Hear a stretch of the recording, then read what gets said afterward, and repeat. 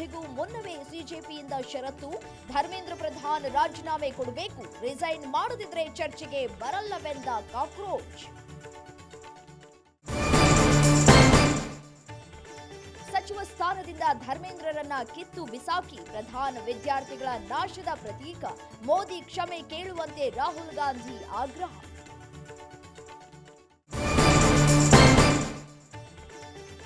Neat ಅಕ್ರಮದ ವಿರುದ್ಧ ಕಾಂಗ್ರೆಸ್ ರಣಕಹಳೆ, ದೇಶದಾದ್ಯಂತ ಇಂದು candle March protest, ವಿದ್ಯಾರ್ಥಿಗಳ ಹೋರಾಟಕ್ಕೆ ಕೈ ನಾಯಕರ ಮತ್ತಷ್ಟು ಬಲ.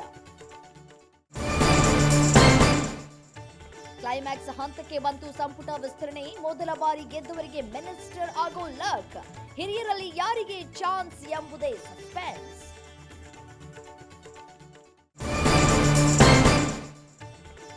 ಗುಜರಾತ್ನಲ್ಲಿ ಮಳೆಯ ಅಬ್ಬರ, ಉಕ್ಕಿ ಹರಿಯುತ್ತಿರುವ ನದಿಗಳು, ಅಲ್ಲೋಲ ಕಲ್ಲೋಲ, ಜನರ ಪರದಾಟ, ಹಲವು ಜಿಲ್ಲೆಗಳಿಗೆ ರೆಡ್ ಅಲರ್ಟ್.